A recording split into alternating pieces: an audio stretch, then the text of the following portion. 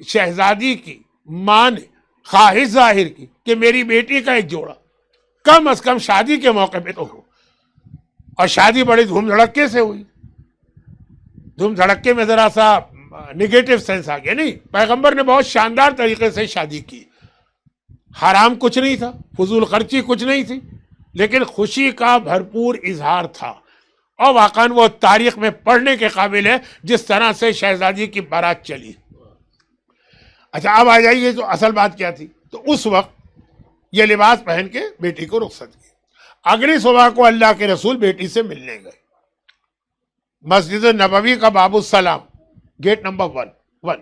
میں نے gate number 40 کے بارے میں پہلی مجلس میں پڑھا تھا. یہ گیٹ نمبر 1 جہاں سے آج کل مردوں کو انٹر کرتے ہیں رسول خدا کو سلام کرنے کے لیے. لیڈیز کے لیے تو بند ہے یہ دروازہ. اس کے بالکل سامنے وہ گھر تھا. پیغمبر اسی دروازے سے نکل کے بیٹی کے گھر گئے شادی کی اگلی صبح. ہمارے عموماً شادی کی اگلے دن صبح کو دلہن اپنے میکے آتی ہے. پیغمبر خود ملنے گئے. پہنچے، دیکھا شہزادی نے وہی پرانا سا جو روزانہ کا لباس جو پتہ نہیں کتنے سال سے پہن رہی ہیں وہی پہنا ہوا. پوچھا کہ بیٹی وہ لباس کہاں گیا جو تیری ماں نے خاص تیرے لیے رکھوایا تھا؟ کہا بابا وہ بڑا قیمتی لباس تھا، بہت اچھا تھا، مجھے بہت پسند آ رہا تھا. میں نے سوچا کہ اگر میں اس کو عام زندگی میں پہنوں گی تو وہ خراب ہو جائے گا، تو میں نے اسے احتیاط سے رکھ دیا کہ خاص موقع پہ پہنوں. بالکل عقلی بات، لاجیکل بات یہی ہوتا ہے. ایسے جو اچھے قیمتی لباس ہوتے ہیں وہ انسان خاص موقع کے لیے رکھتا. پیغمبر نے اچھا دیکھیے ایک سوال کیا، اس کا وہ جواب ملا جو بالکل عقل کے مطابق کہ بابا وہ اچھا لباس ہے، خاص موقع پہ پہننے کا ارادہ ہے اس لیے اس کو میں نے رکھ دیا. ختم ہو گئی بات. لیکن اگر یہ باپ اور بیٹی کی بات ہوتی تو ختم ہو گئی، اور اگر یہ امت کی ہدایت کے لیے گفتگو ہو رہی ہے تو بات ختم نہیں ہوئی. پیغمبر نے کہا اچھا تو بیٹی ذرا لا کے مجھے دکھا. یہ کب کہتا ہے آدمی جب شک کر رہا ہو کسی پہ کہ اس نے جو ہے وہ کہیں بیچ باچ کے کچھ اور کام نہ کر لیا ہو، لا کے دکھاؤ. یہ کہنے کی ضرورت کیوں پڑی؟ کیونکہ بات باپ بیٹی کی نہیں، ہمیں اور آپ کو پیغام دے رہا. کہا بابا وہ تو نہیں ہے میرے پاس. تو بیٹی تو نے کہا تھا کہ حفاظت سے رکھ دیا. کہاں بابا میں نے حفاظت سے رکھا، اور ایسے کے پاس رکھوایا ہے کہ جو کبھی امانت میں کبھی کمی کرے گا نہیں. کہا ہے کہاں؟ کہا بابا جب میں کل آئی تھی یہاں پہ رخصت ہو کے تو دروازے پہ کوئی فقیر آیا، اور فقیر نے آ کر کہا کہ میرے گھر کی عورتیں جو ہے بے لباس، ان کے پاس کوئی ڈھنگ کا لباس نہیں. اگر ہو سکے خدا کے واسطے تو ایک لباس کوئی دے دو تاکہ میرے گھر کی عورتوں کا جسم چھپ جائے. میرے گھر کے دروازے پہ سائل سوال کر رہا، میں نے یہ لباس دے دی. اب دیکھیے بات ابھی بھی ختم نہیں ہوئی کیونکہ مسئلہ ہدایت کا ہے، ہمیں اور آپ کو میسج دینا. پیغمبر نے کہا تو بیٹی یہ لباس دے دیتی جو تو اتنے سالوں سے پہن رہی ہے.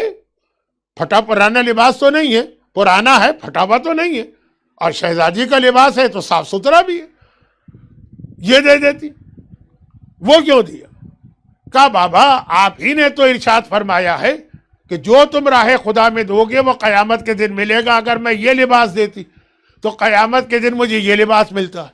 میں نے سوچا کہ آج تو میں کسی کے سامنے نہیں ہوں، قیامت میں تو اولین و آخرین کی ساری عورتیں ہوں گی جن کے سامنے مجھے جانا، تو وہاں تو بہترین لباس پہن کے جانا چاہیے جتنی بڑی تقریب ہوتی. ہماری عورتیں ایک کہانی پڑھا کرتی تھی شہزادی کی یہودی دلہن کے گھر جانے کی، تو وہاں بھی یہی تھا نا کہ دلہن کے یہاں جانا ہے اور یہودی دلہن کے یہاں جہاں سارے پیسے والے آئے ہوں گے. اچھا لباس تو میں نے وہ لباس دیا کیونکہ قیامت کے دن مجھے وہ لباس چاہیے جو یہاں دو گے وہ وہاں ملے گا. پرانا لباس دو گے تو پرانا ملے گا، نیا دو گے تو نیا ملے گا، معمولی چیز دو گے تو معمولی چیز ملے گی، قیمتی چیز دو گے تو قیمتی چیز ملے گی. اب شہزادی ایک تو یہ اصول بتا رہی. کون سا اصول؟ کہ ہم دنیا کے سارے مزے کیوں اپنے آپ پہ حرام کریں؟ ہم کیوں اتنی بورنگ لائف گزارے؟ ہمارے بچے کیوں اتنی بورنگ لائف گزارے؟ یہ جتنے انٹرٹینمنٹ کے آج طریقے ہم کیوں اپنے آپ کو اس سے محروم کریں؟ اس لیے کہ یہاں اس سے محروم کرو گے تو وہاں اس کے بدلے میں اللہ کیا وہ چیز ملے گی جو ہمیشہ رہنے والی. یہ حدیث بھی مولا مردوں پر سونا کیوں حرام ہے؟ کہا اس لیے کہ اللہ جنت میں ان کو سونا پہنانا چاہتا ہے. اب دیکھیں بات چھوٹے چھوٹے جملوں میں امام نے بڑے بڑے مسئلے حل کر دیے. اور یہیں پر قرآن کی آیت بھی ہے ان الانسان لفی خسر. بھئی ربط کیا ہے؟ کچھ باتوں میں میری ربط ہے کہ نہیں ہے؟ انسان خسارے میں. کیوں کہا بھئی اگر کوئی 70 سال کے مزے کی خاطر قیامت کی ہمیشہ ہمیشہ کی انڈیفینٹ لائف، آپ کا ایک انڈیفینٹ ویزا لگتا ہوگا یہاں پہ، انڈیفینٹ لائف، کوئی اینڈ نہیں، اس کا نقصان کرے 70 سال کے مزے کی خاطر، تو یہ بے وقوف ہے کہ نہیں ہے؟ یہ احمق ہے کہ نہیں ہے؟ یہ خسارے میں ہے کہ نہیں؟ اور کوئی 70 سال کا نقصان برداشت کر کے 70 ملین 70 ٹریلین سال کا فائدہ حاصل کر لے، اس سے زیادہ عقل مند اور فائدے کا سودا کون کر رہا؟ تو یہاں جو قربانی دو گے اس کے بدلے میں جو وہاں ملے گا، بس فرق یہ ہوگا کہ یہاں کی چیز محدود مدت کے لیے، وہاں ہمیشہ ہمیشہ کے لیے. آقا حسین کا جملہ سن لی، بہت اہم جملہ. ٹائم نہیں ہے کہ میں پورے واقعات پڑھوں. میں یہ بھروسہ کرتے ہوئے کہ زینبیہ کے اس منبر پہ ایک سے ایک بڑے خطیب اور علماء آتے ہیں، میں تو ایک طالب علم ہوں، واقعات آپ کے سنے. آقا حسین نے اپنے گھر میں فنکشن رکھا. اب یہ لفظ فنکشن آقا کے لیے مناسب نہیں، ایک جشن رکھا. کیوں جشن رکھا؟ کہا اس لیے کہ آج میرے بیٹے نے الحمد کا پورا سورہ یاد کر لیا. ٹھیک. جب جشن شروع ہوا، ابو سلمہ عبد الرحمن ٹیچر کا نام، جس نے آقا حسین کے بیٹے کو یہ الحمد کا سورہ سکھایا. آقا حسین خود بھی سکھا سکتے، لیکن نہیں. وہ والی چیز کہ امام اپنی اولاد کو سکھا دے، ہمارے لیے پھر اس کے اندر کوئی عمل کے لیے ماڈل نہیں، رول ماڈل بنانا تھا کہ تاکہ اپنے بچوں کو ٹیچر کے پاس یا مدرسے میں بھیجنا سیکھو. میں نے سنا ہے کہ زینبیہ میں سنڈے کا ایک مدرسہ ہوتا ہے، یہ وہی سنت. آقا حسین اپنے بیٹے کو بھیجتے ہیں وہاں. وہ آیا، آنے کے بعد آقا نے اس کو تحفے دیے. آپ نے بہت مشہور روایت ہے، 100 لباس. پہلے زمانے میں لباس بہت قیمتی چیز تھی. 100 دینار یا شاید 1000 دینار، مگر کم از کم 100 تو ہے. اور اس کا منہ موتیوں سے بھرنا. محاورے میں تو ہم نے سنا ہے موتیوں سے منہ بھرنا، آقا نے واقعاً عملاً منہ موتیوں سے بھرنا. لوگوں نے کہا مولا یہ اتنا اس کو کس نے کیا کیا؟ کہا میرے بیٹے کو الحمد یاد دلائی، سکھائی. مولا یہ اتنے سے سورے کے بدلے میں آپ اس کو اتنا دے رہے؟ آقا نے کہا پھر بھی میں نے کم دیا. آگے ریزن جو بتا رہے، ریزن کہا کہ جو میں نے اس کو دیا یہ سب ختم ہو جانے والا. یہ لباس کتنے سال چلیں گے؟ یہ دینار کتنے مہینے چلیں گے؟ یہ موتی کتنے؟ اس نے جو میرے بیٹے کو سکھایا ہے یہ قبر میں بھی کام آئے گا، قیامت میں بھی کام آئے گا، جنت میں بھی کام آئے گا. میں نے اس کو عارضی چیز دی ہے، اس نے میرے بیٹے کو پرمنٹ والی چیز دی ہے. یہ اصول خالی الحمد کے لیے نہیں، یہ اصول ہے گانا حرام ہونے کے لیے بھی، یہ اصول ہے شراب حرام ہونے کے لیے بھی، یہ اصول ہے کہ حرام گوشت سے اپنے آپ کو بچانے کے لیے بھی، یہ اصول ہے اپنے بالوں کو نامحرم سے چھپانے کے لیے بھی، کہ یہ جو 40 سال کی زحمت برداشت کر لو پھر دیکھو کہ اس کا فائدہ کتنا ہے. شہزادی اور رسول، باپ اور بیٹی کے درمیان مکالمہ چل رہا ہے. امام باقاعدہ لفظ بلفظ ہم تک پہنچا رہے ہیں، کیونکہ یہ باپ اور بیٹی کی بات نہیں ہے، یہ ہمارے لیے ہدایت کا انتظام ہو رہا ہے. اب آخری جملہ سن لیجئے اس واقعے کا، اور وہ آخری جملہ یہ کہ شہزادی نے یہ ساری بات تو بابا میں نے لباس رکھ دیا، دکھاؤ. کہا ایسے کے بعد رکھا ہے جو بالکل جیسی امانت دی، اللہ سے بہتر حفاظت کرنے والا کون؟ خیر و حافظہ. اس کے بعد رکھا، اور اس لیے کہ وہاں مجھے ملے.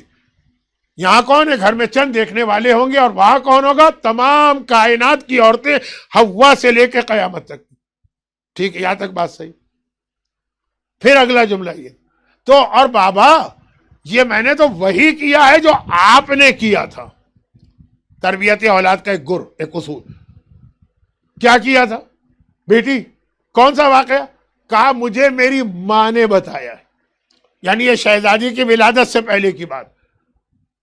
میری ماں نے بتایا ہے کہ ایک بار مکے کے اندر قحط پڑا، کھانے پینے کی چیزوں کی شارٹیج ہو گئی، اچھے خاصے پیسے والے بھی گھبرا گئے، جو چیزیں تھیں وہ بہت مہنگی ہو گئی. یہ تو ہر جگہ بزنس مین تو ہر جگہ موقع سے فائدہ اٹھاتا. تو آپ پریشانی کے عالم میں گھر آئے. یہ اعلان رسالت سے پہلے کی بات. خدیجہ طاہرہ پیغمبر کو پریشان دیکھیں ہو ہی نہیں سکتا، گھبرا کے کہا یا رسول اللہ خیریت تو ہے؟ کہا میں مکے والوں کی حالت دیکھ کے آ رہا ہوں، کھانے کا نہیں ہے ان کے پاس. خدیجہ طاہرہ نے کہا کہ یا رسول اللہ تو میری دولت کس کام کی ہے؟ آج ہی تجارتی قافلہ شام سے آیا. غلام سے کہا کہ جتنا پروفٹ ہے وہ تھیلیوں میں اشرفیاں تھیں یا درہم و دینار تھے وہ لاؤ. اور وہ اتنا زیادہ بوریوں کا ڈھیر لگ گیا کہ غلام جو حبشہ کا تھا 6.5 فٹ والا وہ چھپ گیا اور کہا کہ یہ سب آپ لے جائیے اور جس پر آپ کا دل چاہے خرچ کر کے آئیے گا, اور آپ کو سب دولت لے کے چلے. کس پہ خرچ ہو رہا ہے؟ کافروں پر. کس پہ خرچ ہو رہا ہے؟ مشرکوں پہ. کس پہ خرچ ہو رہا ہے؟ بت پرستوں پر. اسلام سے پہلے سے ہی سلسلہ جاری. آپ گئے. جب آپ واپس آئے, میری ماں بتا رہی, جب آپ واپس آئے تو ماں نے دیکھا کہ آپ جو گئے تھے, عرب ایک کرتا پہنتے ہیں نا لمبا سا, وہ پہن کے گئے. آپ واپس آئے تو بوری پہن کے آ رہے ہیں. بوری. میری ماں کہہ رہی ہے کہ انہوں نے گھبرا کے پوچھا کہ وہ آپ کا لباس کہاں گئے؟ کہا جب میں سب تقسیم کر چکا تو آخر میں غریب آ گئے. اس نے کہا میرے پاس کپڑے نہیں, تو میں نے اپنا لباس اتار کے اس کو دیا. وہ بوریاں جس میں درہم و دینار تھے اس میں سوراخ کر کے جیسے کفن پہنا جاتا ہے نا, کفنی, میں نے وہ پہن لیا کہ میں تو اس میں گھر آ جاؤں گا, اس کا ہمیشہ ہمیشہ کا مسئلہ حل ہو جائے.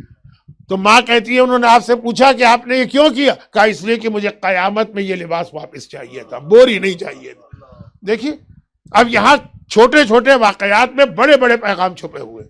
ایک تو اس میں ایک اصول آ گیا, جو آپ قربانیاں یہاں دیتے ہیں واجبات پہ عمل کرنے اور آرام سے اپنے آپ کو بچانے کے لیے, یہ ضائع نہیں جا رہی ہے, یہ آپ اتنا فائدے والا سودا کر رہے ہیں. بہترین تجارت. کائنات کی سب سے بہترین تجارت کیا ہے؟ وہ تو شب ہجرت مولا نے کی تھی. نفس کو بیچا تھا, مرضی خدا کو خریدا تھا. اس سے بہتر تو تجارت آپ کو کہیں نہیں ملے گی. اس کے بعد آپ کی تجارت کہ جو آپ یہاں پہ حرام چیز سے اپنے آپ کو بچا کے وہاں پہ حاصل کر رہے ہیں, گین کر رہے ہیں. ایک پیغام تیسرا اس میں کیا آ رہا ہے؟ تربیت اولاد. ماں کس طرح سے اپنی بیٹی کو پیغمبر کے مختلف, کون بیٹی جو معصومہ, کون بیٹی جس کا علم اتنا زیادہ ہے کہ معصوم امام تک اپنی دادی کے علم سے استفادہ کرتے ہیں, لیکن ماں اپنی ذمہ داری ادا کر رہی اور مسلسل تربیت کا حق ادا کر رہی ہے.